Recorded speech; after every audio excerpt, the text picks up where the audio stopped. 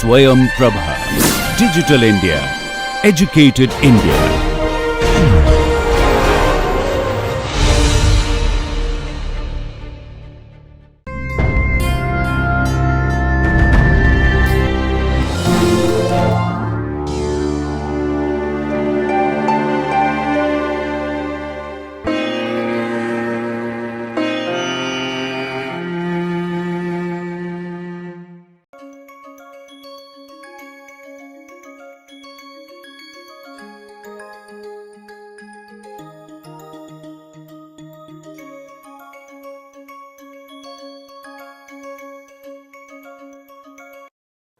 In our discussion of variation method, we have taken a few examples. Now we go back and see how we can nicely represent functions as linear combinations of other functions and how this gives us a better result for energy in case of our good old particle in a box.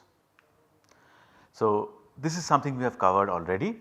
We have said that it is possible to express trial functions as linear combinations of other functions. And in this case what we said is that we are going to work with fixed functions and we are going to use the coefficients as the variational parameters, which means that we are not, suppose we are using a lot of Gaussian functions, we are not going to change the full width half maximum or position of the Gaussian functions. For each Gaussian functions those parameters will be fixed. What the only thing that will change is the coefficient Cn. So, this is our variational parameter and what we said is that by changing this we will try and get the minimum value of the function on epsilon 0 and that is going to provide an upper bound to the ground state energy. And we have demonstrated this with a simple example where there are only two terms in the summation.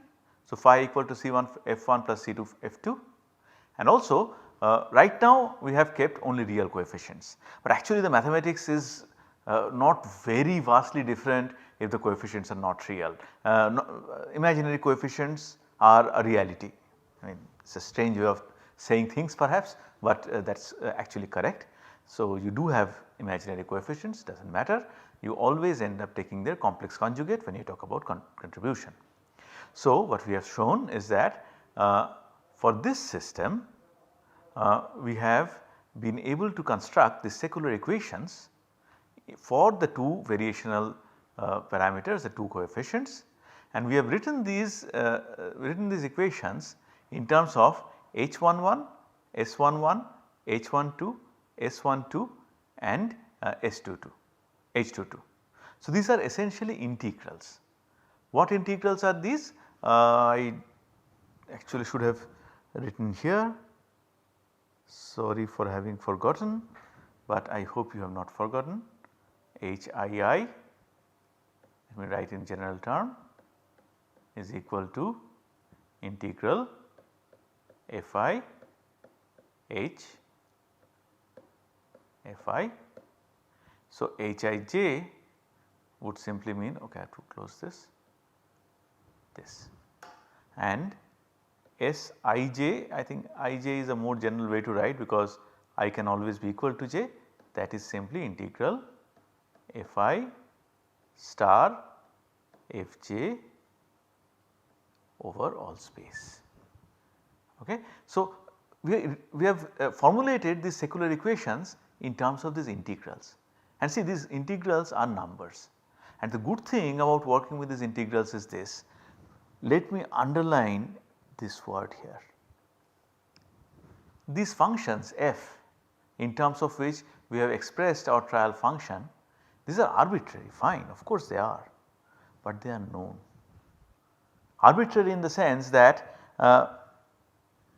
they may not be the correct functions. I mean there is no particular reason, like we had used a particular function, right, e to the power I phi, that was the eigenfunction of this pz operator. So, when we tried to construct the phi dependent part of the wave function of hydrogen atom, we had taken a e to the power I phi, Im phi, and that made perfect sense. Here it may, well, it has to make some sense, but it may not make perfect sense to use some particular function f, right. That way they are arbitrary. but they are known. So, if I use a Gaussian function, I know where the maximum is, I know where what the full width of maximum is.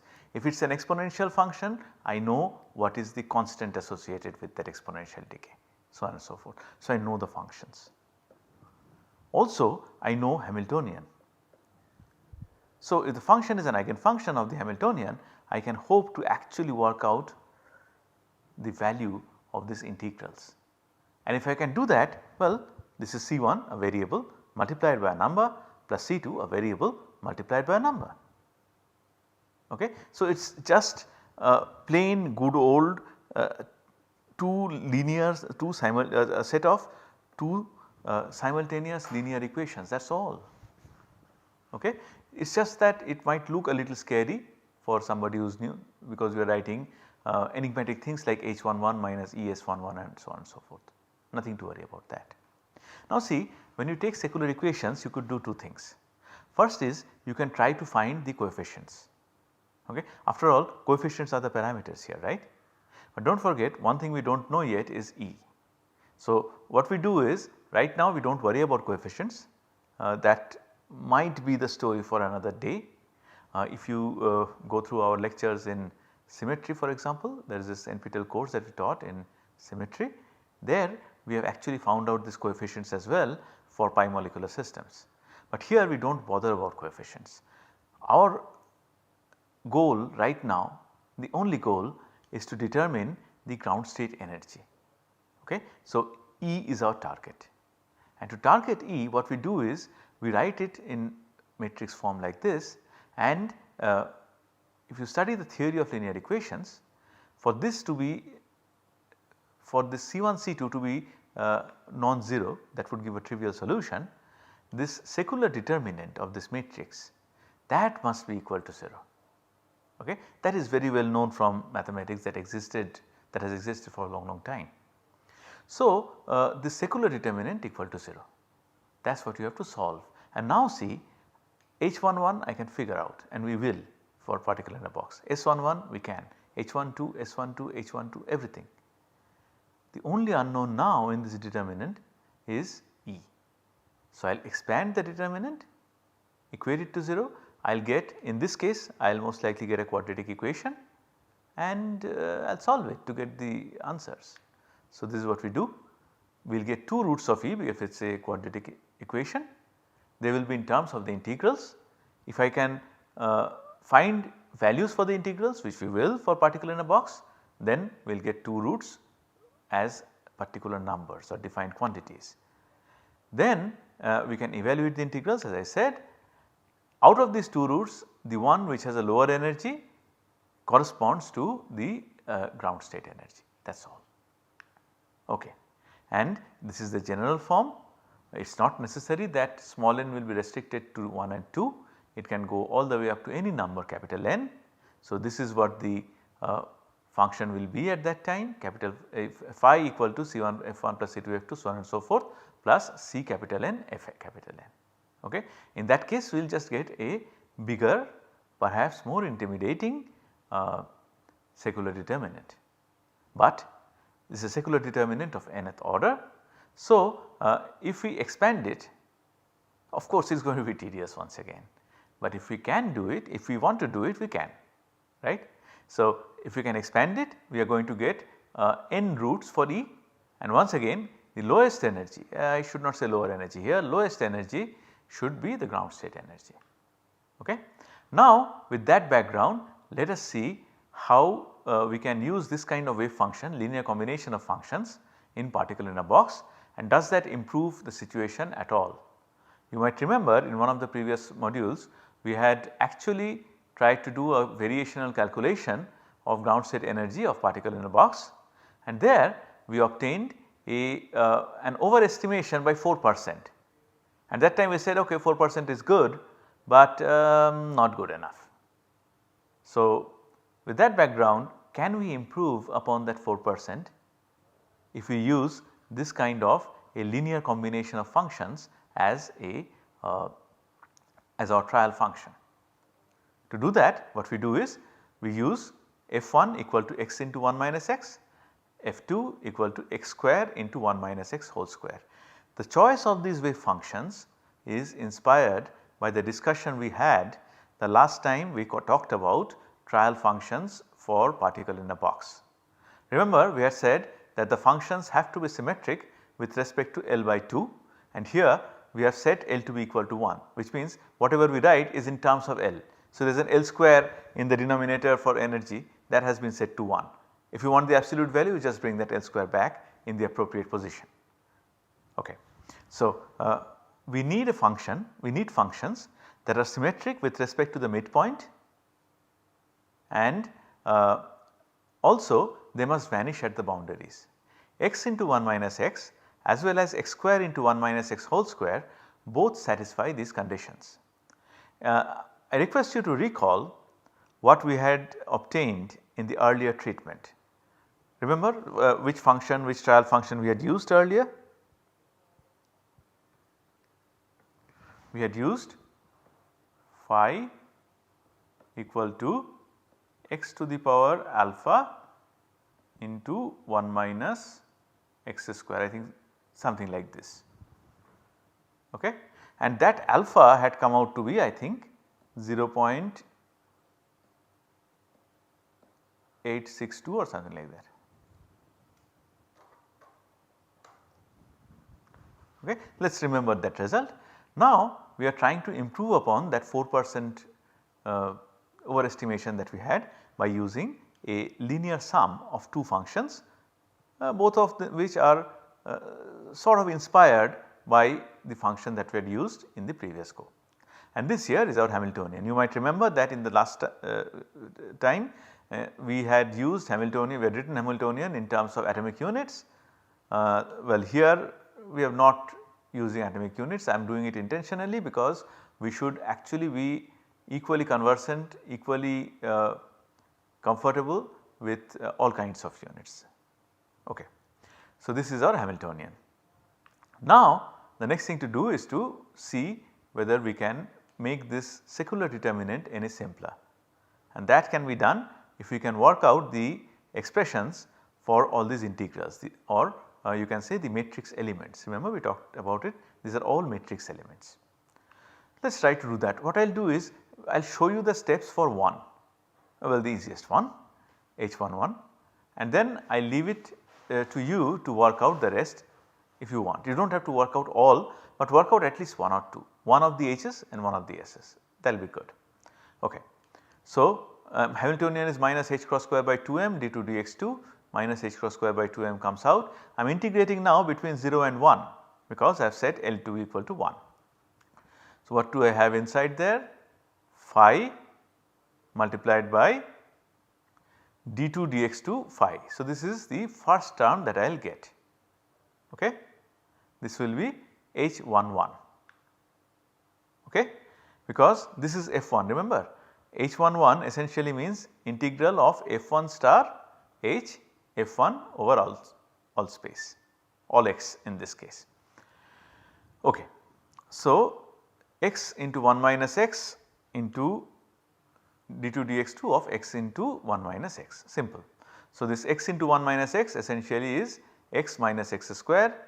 So, first of all we will find the first derivative of x into 1, it is very simple, perhaps many of you would have worked it out by the time I do it. So, essentially I am trying to get d dx of x minus x square, and without having to know rocket science I think we can see that this is going to be 1 minus 2x. So, the second derivative is such that we have to find the derivative, we have to differentiate this thing that we got, the first derivative 1 minus 2x, okay, and we have got minus h cross square by 2m outside the integral. What is d dx of 1 minus 2x? I will not even bother writing, it is simply minus 2. So, that minus sign comes out and the 2 cancels with the 2 in the denominator. So, I am left with h cross square by m multiplied by integral from 0 to 1 x minus x square. Is that right? Yes. Again this is also very simple. I will not even go through the steps, I will just show you the answer. This is the answer. I am showing this step only so that you can check in case you go wrong somewhere. The answer that we get is H cross by 6m. Okay, beautiful. Let me erase all that bad handwriting.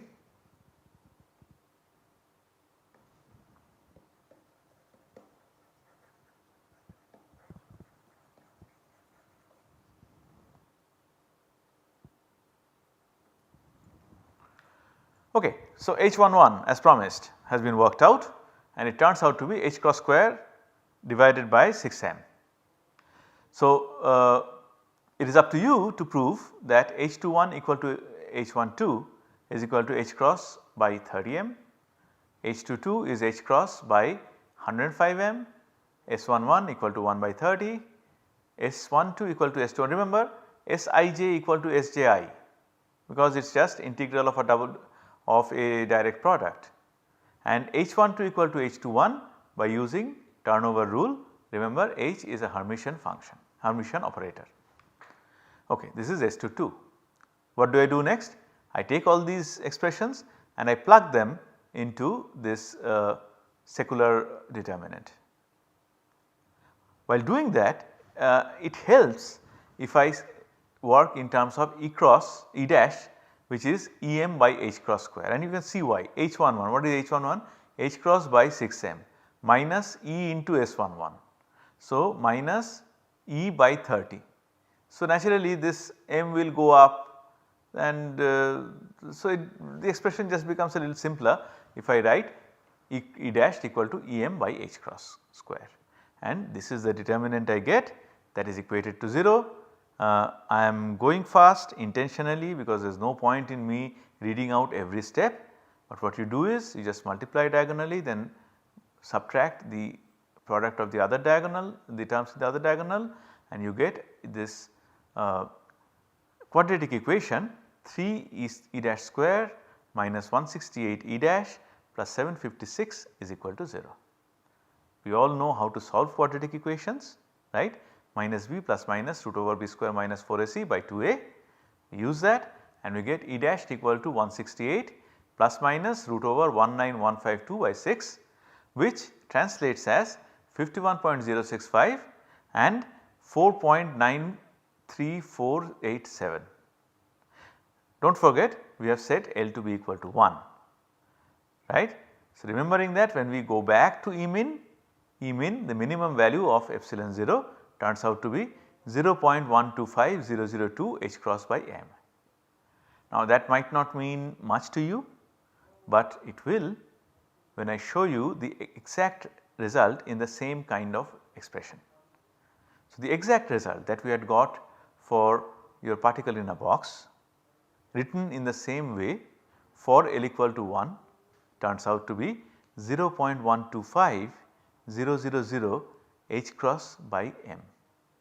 See, this number is 0.125002 and this is 0.125000. So, if you are wondering why we are writing so many decimal points, does it make sense? Yes, it does.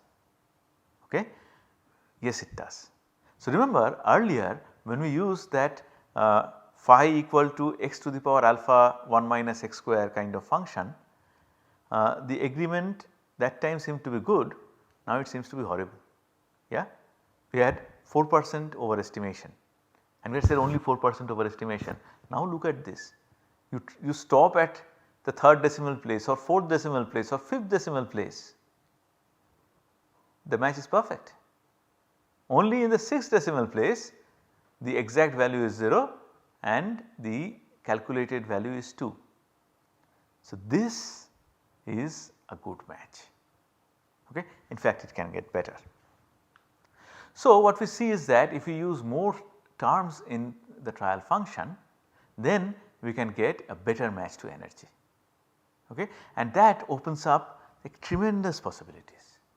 First of all, you do not care, well you do a little bit, but you do not care about being absolutely right on what kind of functions to use. See, we are talking about wave functions here. We know that wave functions have to satisfy bound interpretation, right, bound conditions, boundary conditions. So, they have to become 0 eventually, they cannot go to infinity anywhere, they cannot be 0 in all places, they have to be continuous.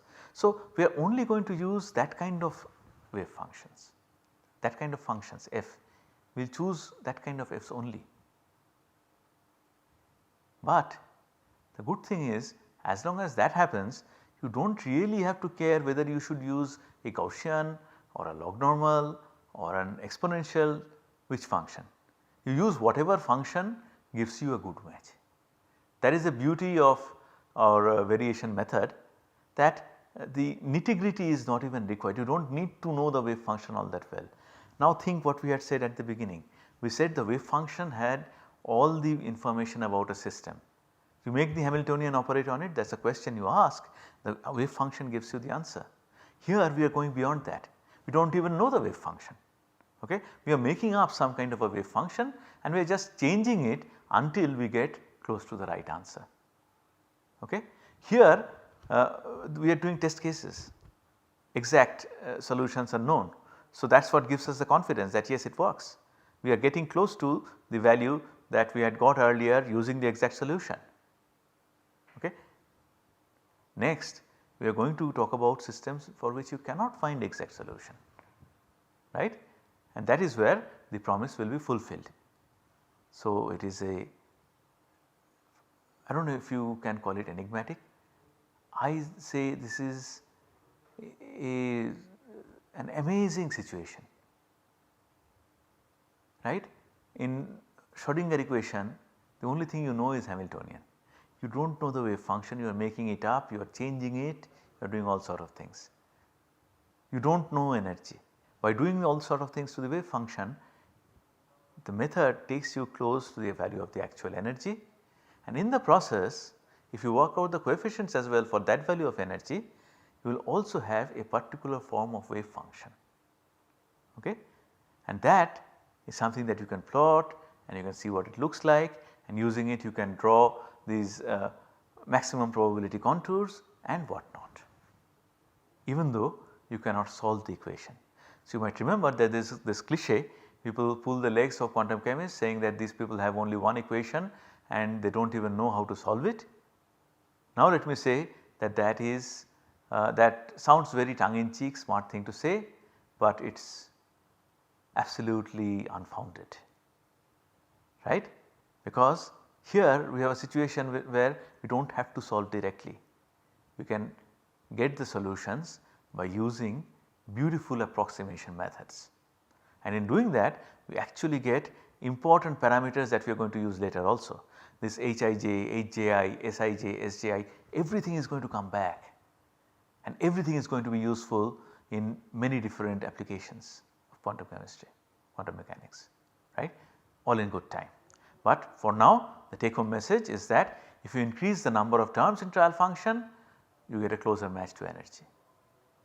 So, before we can close this discussion and go over to actual multi-electron atom system, we need to discuss two more things. One of them I have sort of summarized in this slide. First of all, see, the functions that we had used earlier, remember, were arbitrary even though they were known. Now, I can choose a set of functions that are orthonormal, are not they, can't I? What happens when I choose an orthonormal function, especially when I am faced with this daunting task of working out this kind of a humongous determinant? Does it help? Well, as you can see, what do we work with? We work with these, right, and I have not written S. Similarly, I can write Sii and Sij, right. So, here if I use these first of all, if I use eigenfunctions of Hamiltonian, and if I choose such eigenfunctions that form an orthonormal set, basis means this is what I am working with, this is the set of functions on which I am doing all my calculations, based on which this is basis set.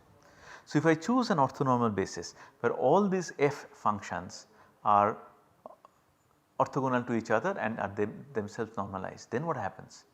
Then I know very well what HFI will be. I am choosing eigenfunctions, right, I will write the others as well. So, let us work with this Hij, let us say Hamiltonian operating on Fi gives me, what will I write,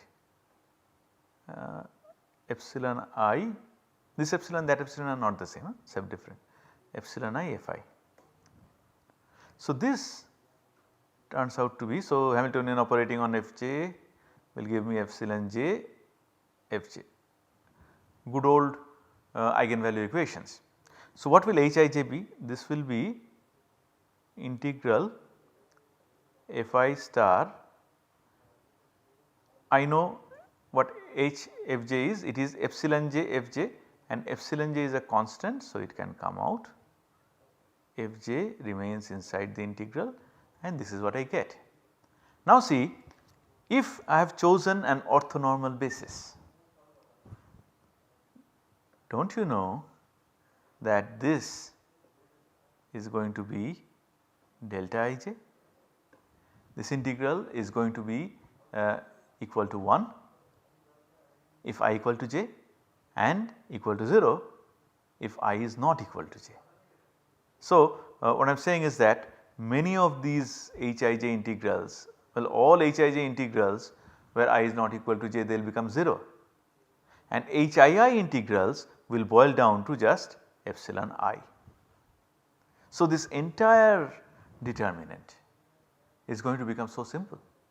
You are only going to have this some epsilon term and you are going to have zeros, right. Everything will be written in terms of those.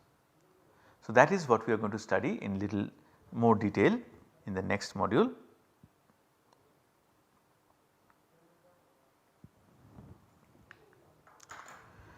So, let us conclude today by saying that if we use orthonormal basis, we actually get simpler expressions, and the